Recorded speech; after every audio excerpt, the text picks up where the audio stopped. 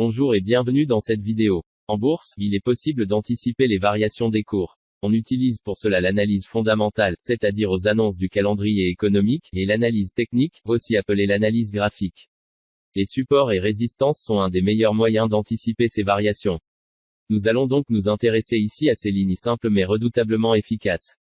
Avant de commencer, assurez-vous de vous abonner à notre chaîne YouTube et d'activer les notifications afin de ne manquer aucune nouvelle vidéo. Vous pouvez également télécharger votre guide offert, les clés de la réussite en bourse. Que sont les supports et résistances? Les supports et les résistances sont des lignes imaginaires que l'on doit tracer sur un graphique boursier. Elles servent de point de rebond, c'est-à-dire que le cours de l'actif financier étudié va rebondir dessus, et repartir dans l'autre sens ou alors d'accentuation d'une tendance haussière, baissière ou neutre. Les supports. Les supports sont les lignes sur lesquelles les cours de l'actif étudié vont venir se poser ou rebondir. Les cours vont se rapprocher du support vers le bas. Les résistances. Les résistances sont également des lignes près desquelles les cours de l'actif étudié vont se rapprocher, mais cette fois-ci, vers le haut. Pour simplifier la matérialisation de ces supports et résistances, imaginez que vous êtes dans une maison. Le plafond correspond à la ligne de résistance et le sol celle de support. Vous êtes le cours de l'actif et vous sautez. Vos sauts de haut en bas sont les variations de ce cours.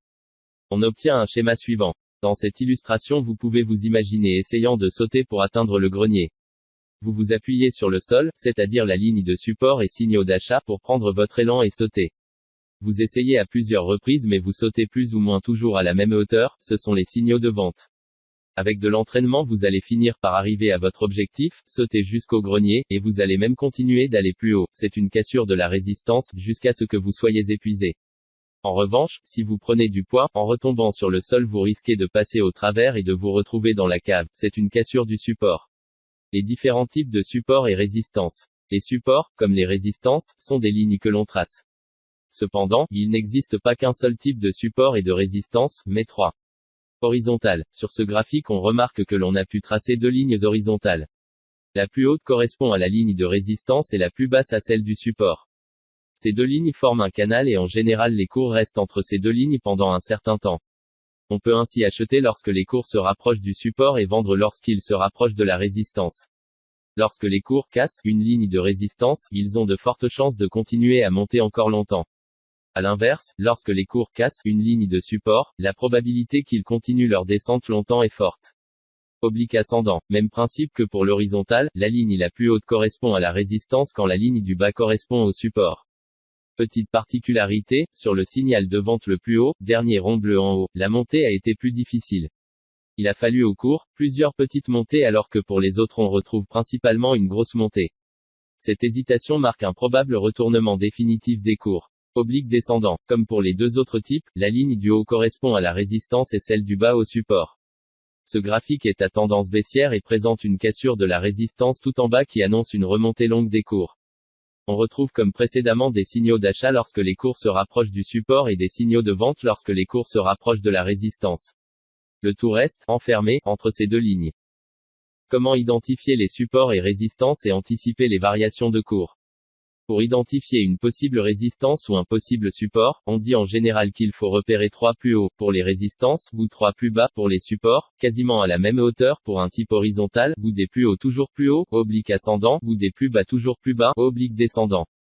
Il suffit ensuite de tracer une ligne qui relie ces points. On ouvre des positions à la hausse, donc à l'achat, lorsque les cours se rapprochent du support.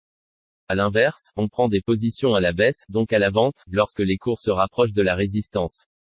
Il existe des cas particuliers. Lorsque les cours cassent une ligne de support ou de résistance, ils continuent généralement dans la même direction pendant encore longtemps, support égale baisse, et résistance égale hausse. Ainsi, lorsqu'une résistance par exemple est cassée, au lieu de prendre une position à la baisse, on prendra plutôt une position à la hausse et inversement pour le support. Quels autres indicateurs utiliser avec les supports et résistances? En analyse graphique il ne faut pas utiliser qu'un seul indicateur car ce n'est pas assez fiable. Il ne faut pas non plus en utiliser trop sinon le graphique n'est plus lisible. Une utilisation de 4 à 5 indicateurs maximum est suffisante. Une majorité des indicateurs utilisés doit indiquer la même tendance pour valider ou non une prise de position. Voici quelques indicateurs que l'on peut utiliser. Le CCI, le Commodities Channel Index, CCI, est un indicateur de tendance et de retournement de tendance. Il est compris entre -100 et 100. Lorsqu'il évolue entre ces deux valeurs, les variations sont en général faibles. Par contre, lorsqu'il sort de cette zone, les cours montent rapidement s'il casse la résistance mais se retournent si la résistance n'est pas cassée. A l'inverse, lorsqu'il sort de la zone par le -100, la chute des cours est violente si le support est cassé. En revanche, les cours se retourneront si le support résiste, et on assistera à une remontée des cours. Le RSI, le Relative Strength Index, RSI, est un indicateur permettant de mettre en avant les zones de surachat et les zones de survente. On dit en général que lorsqu'il dépasse 70 ou 80, il se situe dans une zone de surachat. Dans ce cas, la tendance a de fortes chances de se retourner. A l'inverse, lorsque le RSI descend sous les 30 ou 20, il est en survente et il y a de fortes chances pour que les cours repartent à la hausse. Les bandes de Bollinger. Les bandes de Bollinger sont un oscillateur permettant de mettre en avant les zones de surachat et de survente. Compris entre 0 et 100, on dit qu'il y a surachat lorsque les cours sont au-dessus de la limite des 100, c'est-à-dire qu'ils sortent des bandes par le haut, donc la valeur supérieure à 100. A l'inverse, il y a survente lorsque les cours sortent des bandes par le bas, donc la valeur inférieure à 0. Dans les deux cas, si les cours sortent des bandes, la probabilité d'un retournement de tendance prochaine est forte. Merci d'avoir suivi cette vidéo jusqu'à la fin. Si elle vous a plu, n'hésitez pas à la partager sur les réseaux sociaux et à nous dire si vous aussi vous utilisez ces indicateurs.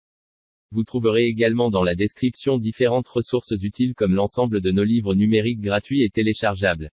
À bientôt.